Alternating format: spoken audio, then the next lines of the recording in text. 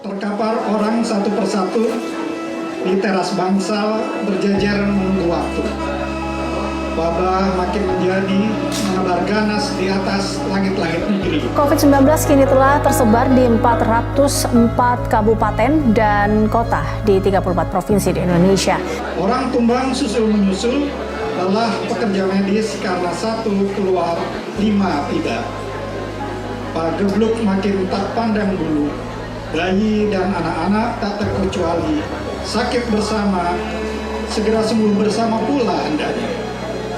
Kabar kematian seperti lagu hari-harian. Sebanyak 16.000 lebih pekerja di DKI Jakarta terpaksa mendapatkan pemutusan hubungan kerja atau PHK akibat dampak ekonomi yang ditimbulkan oleh pandemi virus corona.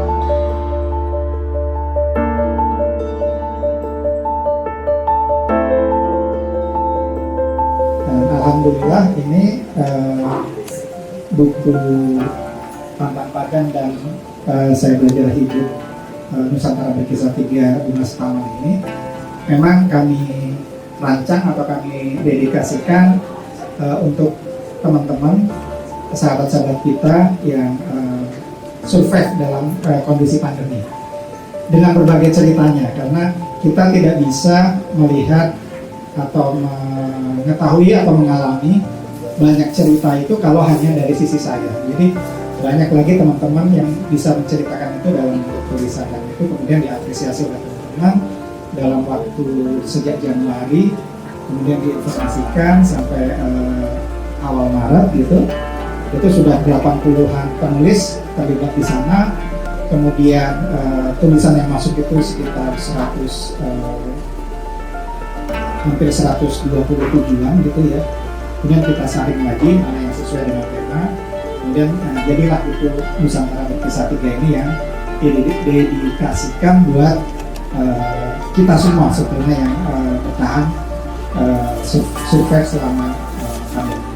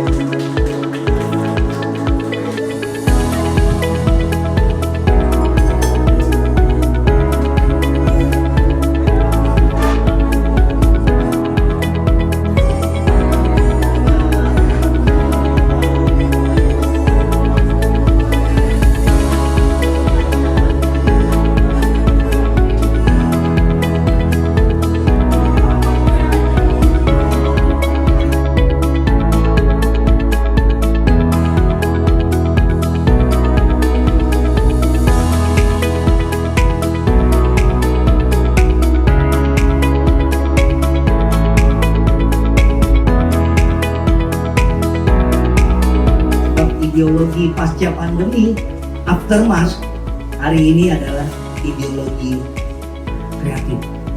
Tepuk tangan buat Pantang Padam hari ini.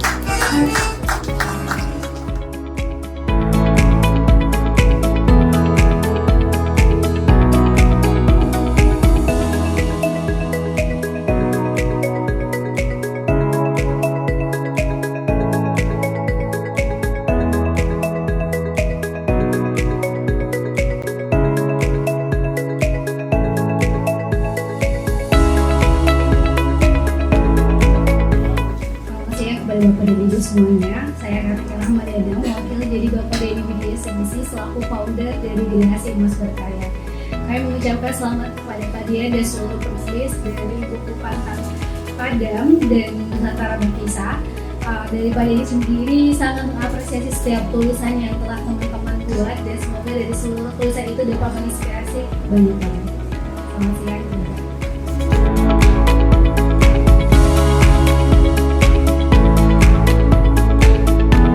Saya salut banget sama Mas Dian, ya, juga penulis-penulis lain yang ada, penulis-penulis lain yang ada di buku ini. Terus berkarya, terus memberi warna untuk Indonesia. Semoga akan muncul sastrawan-sastrawan baru juga, ya. Demikian dari saya, terima kasih.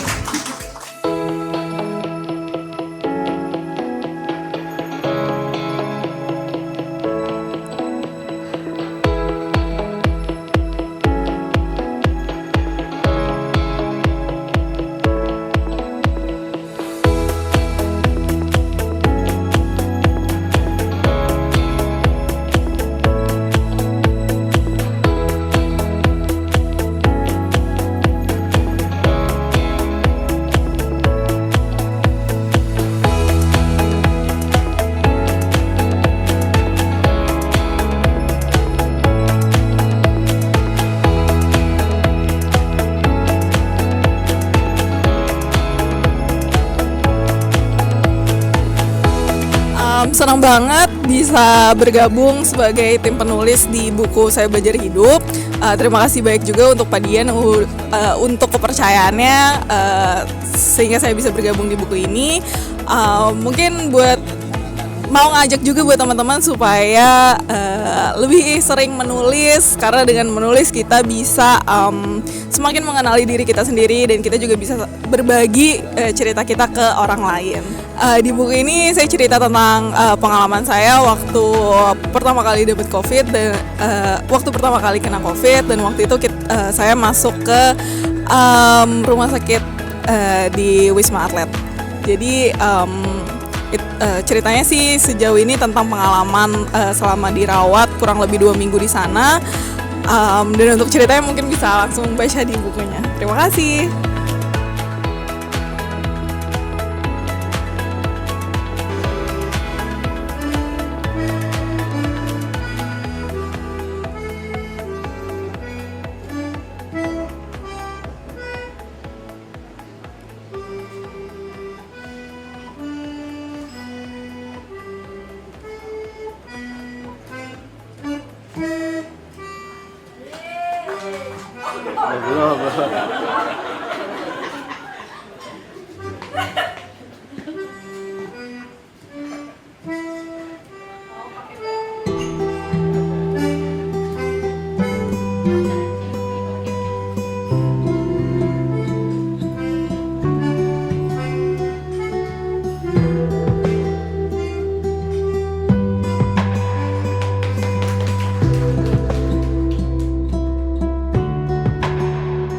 Dan terima kasih juga untuk Mas Dian dan Mbak Wuri udah percayakan kepada saya untuk memeriksa bahasa di cerita Saya Belajar Hidup dari Sri 1, Sri 2, Sri 3 yang luar biasa banget, menginspirasi, apalagi terutama untuk kisah-kisah yang melawan nih gimana situasi menghadapi pandemi yang kita bisa survive sampai sekarang untuk terus bertahan hidup dan terus belajar untuk hidup yang menjadi lebih baik. Terima kasih.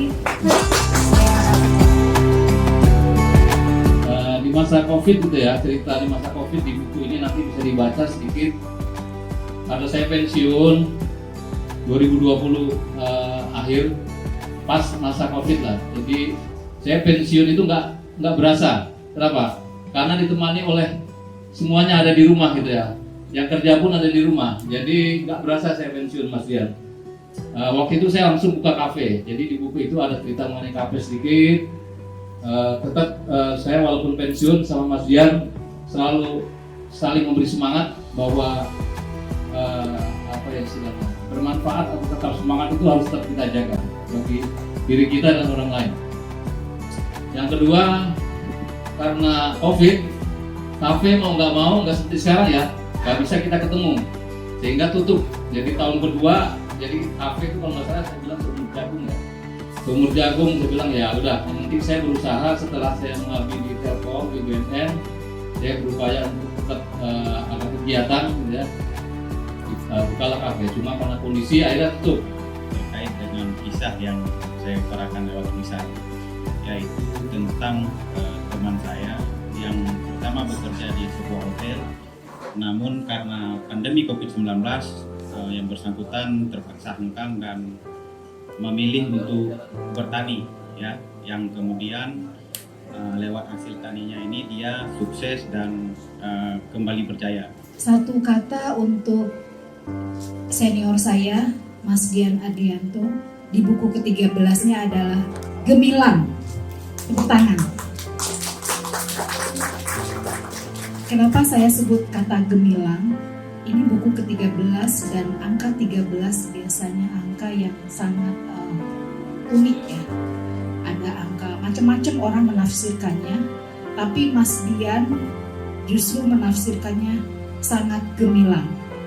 Dan saya dengar mau pensiun ya Mas ya? Atau masih di tempo?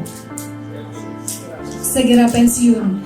Jadi mungkin kelahiran buku hari ini punyanya Mas Gilang, Nusantara Berkisah, Bunga Taman, ada 40 penulis, saya diantaranya, adalah buku yang menandai karir jurnalistiknya Mas Dian. Satu alma mater dengan saya juga di Tempo, tapi saya sama dengan Pak Nur Hadi, saya pensiun juga, pensiun dini di usia 45. Kenapa? Karena saya ingin mencoba di luar. Dan alhamdulillah itu di tahun 2017.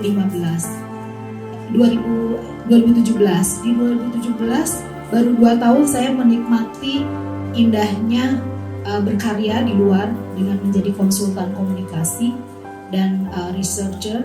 Tapi tiba-tiba di awal 2000 itu pandemi. Dan 2021 Mei saya kena COVID dan harus ICU di rumah sakit Wisma Atlet 8 hari, nggak bisa turun dari tempat tidur. Di situ saya mengalami masa-masa yang antara tipisnya kehidupan dan kematian.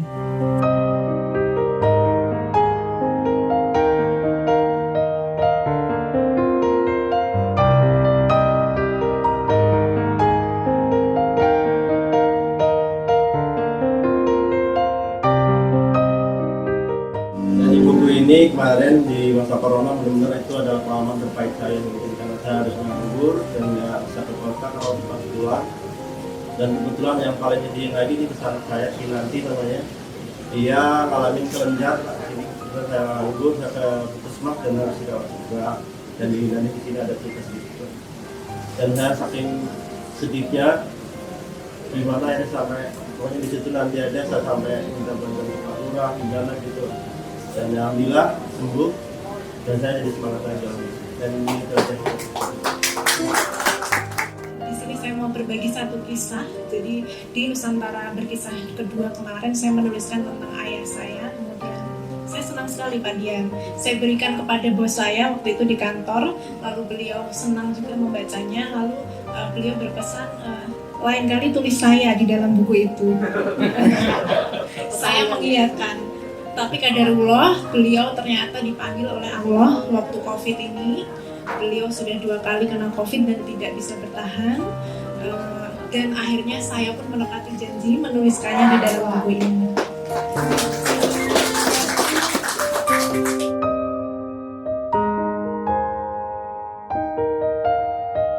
Menulis satu hal yang COVID itu kan bukan hanya derita ya, bukan hanya sedih, bukan hanya kehilangan, tapi juga peluang gitu ya. Saya menulis dengan teman-teman tentang transformasi digital misalnya di Pemprov selama pandemi itu tahun lalu diterbitkan. Terus saya ingat satu grup WA yang ada di 6 kota, teman-teman muda di 6 kota, Pontianak, Jogja, dan Malang, itu membuat wabah kelas gitu ya. Dan di situ selama saya WFH itu saya mendapatkan kekayaan yang luar biasa dari teman-teman yang berbagi sharing ilmu pengetahuan lewat WA kelas itu gitu ya. Ini menjadi menjadi tempat kita berguru gitu, tempat kita saling belajar gitu dari kereta di Malang, kereta tua di Malang sampai kuliner Mataram kuno, bayangin kuliner Mataram kuno. Nah itu keindahan yang waktu itu ada dalam masa pandemi, dan itulah yang saya tulis. Ketika saya ingin mengikuti, ingin berkisah, sebenarnya agak sulit karena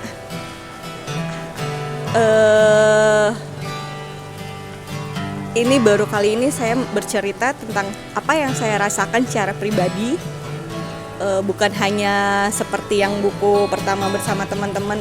Saya menceritakan tentang pihak ketiga, tapi dilihat dari mata saya. Tapi kalau ini lebih ke perasaan apa yang saya rasakan pribadi, saya tuangkan. Sejujurnya itu lebih sulit daripada ketika saya harus menulis dengan dari sisi saya. Jadi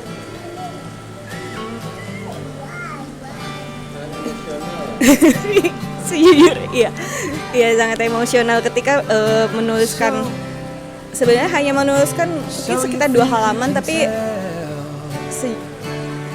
sejauh saya menulis ini adalah yang benar-benar menguras emosi. Jadi ya mungkin boleh silakan dibaca langsung tulisan saya. Terima kasih.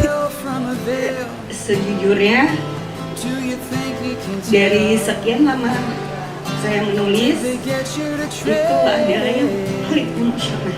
Heroes for ghosts, hot ashes for trees, hot air for a cool breeze, cold comfort for change. And did you exchange walk on part in the war for lead rolled in the cage? Cerita sedikit, tulisan ibu saya itu mengenai almarhum kakek saya yang pada waktu pandemi COVID di tahun 2021 berjuang melawan COVID. Di saat yang bersamaan almarhum juga mengalami stroke berat, awalnya stroke ringan, kemudian dirujuk ke beberapa rumah sakit karena berbarengan dengan pandemi, tidak ada yang mau menerima. Tapi kemudian alhamdulillah puji Tuhan, di percobaan keempat, di rumah sakit keempat, almarhum diterima untuk dirawat. Tidak lama dari itu almarhum mengalami koma, di saat yang bersamaan juga mengalami COVID. Setelah itu almarhum meninggal dunia. Pada saat itu saya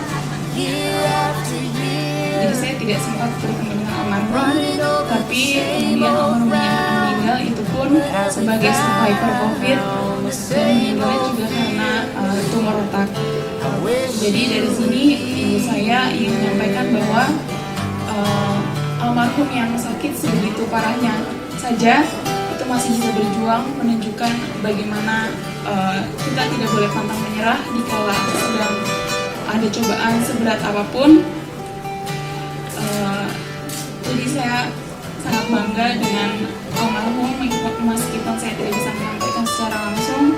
Begitu pula dengan ibu saya yang sudah mengutarakan perasaannya, betapa bangganya beliau terhadap almarhum.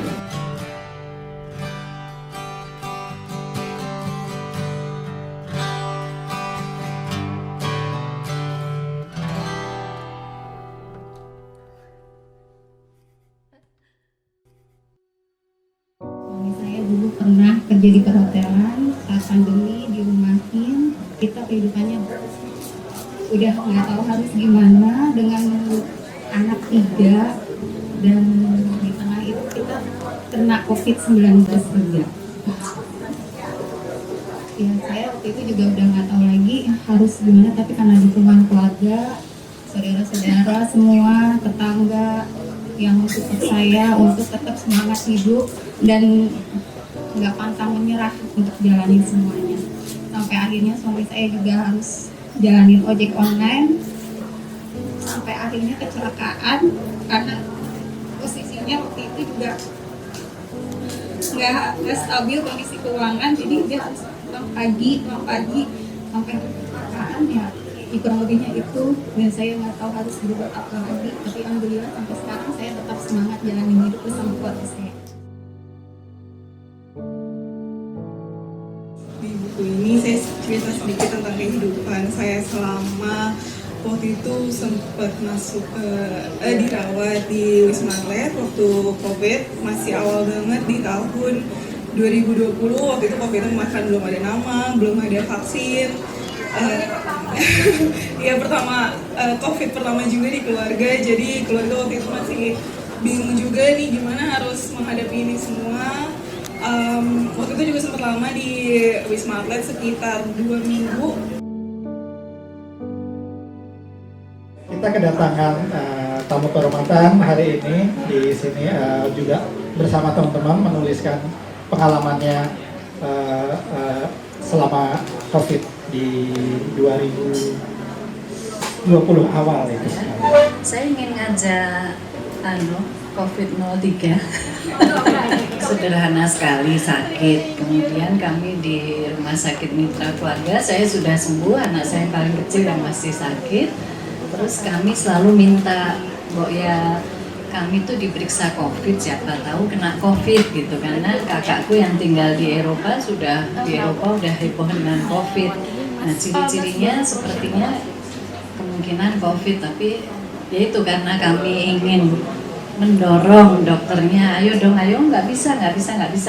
Akhirnya benar ada kejadian. Jadi waktu benar-benar diumumkan di TV itu kita kayak, nah itu siapa ya gitu.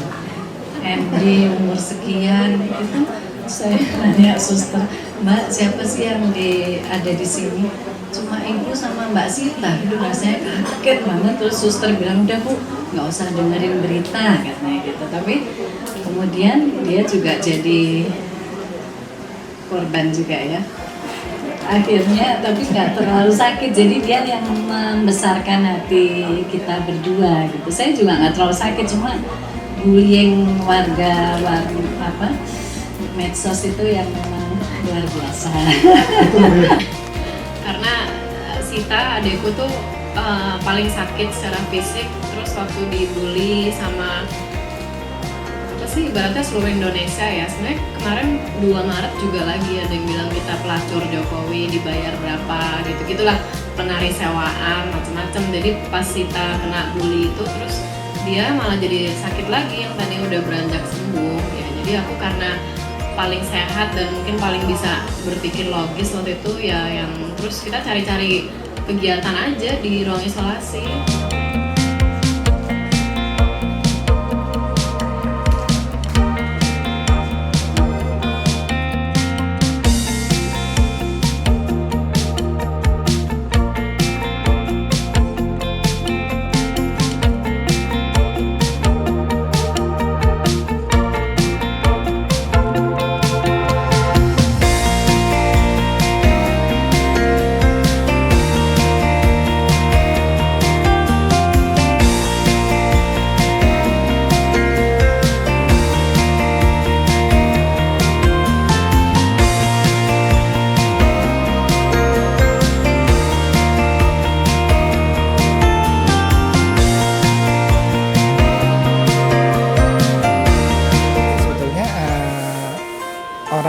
Komunitas Saya Belajar itu tuh bukan organisasi atau kelompok yang permanen gitu. Artinya permanen itu terorganisir. Nah kita enggak, jadi kita merupakan komunitas yang sangat cair gitu. Semua orang bisa terlibat di situ, semua orang bisa menjadi bagian itu, keinginan yang sama gitu. Karena benang merah dari Saya Belajar itu adalah bagaimana memberi inspirasi dan motivasi ke orang lain dalam bentuk apapun, meskipun itu cerita-cerita yang orang bisa menganggap itu remeh gitu, tapi buat orang itu ternyata bisa punya nilai lebih. Nah bagi siapapun yang ingin tergabung di dalam kelompok ini sebetulnya nggak sulit-sulit amat. bisa mengajukan gitu atau bisa menyatakan berminat di hashtag Saya Belajar Hidup itu ada di Facebook, kemudian ada di Instagram. Biasanya kalau kemudian mereka sungguh-sungguh berminat, kemudian turut aktif, kemudian kita ada grup di WA grup kita yang jumlahnya sekarang itu ada sekitar 200-an gitu untuk tergabung di dalam Saya Belajar Hidup. Nah, informasi atau komunikasi yang terjalin selama itu dari sana, sehingga kayak ada kita rencana menerbitkan buku itu bisa juga diperoleh informasinya dari sana, atau informasi baru lainnya terkait dengan dunia tulis menulis, bahkan komunikasi antara satu dan satu teman lain di berbagai daerah, karena ini peserta atau anggota Saya Belajar Hidup itu dari berbagai daerah. Itu ada yang dari Aceh, ada yang dari Flores, ada yang dari Medan, ada yang dari Ambon, ada yang dari Kebumen, banyak daerah gitu. Jadi kalau buat saya sendiri itu nilai positifnya jadi banyak teman. Jadi setiap saya ke daerah pasti ada teman-teman yang bisa bersama-sama gitu untuk membicarakan atau mendiskusikan, bahkan sekedar untuk bertemu, bergurau gitu bareng-bareng. Kalau kita datang ke daerah pasti ada teman-teman yang di sana gitu, dan itu sangat menyenangkan sekali.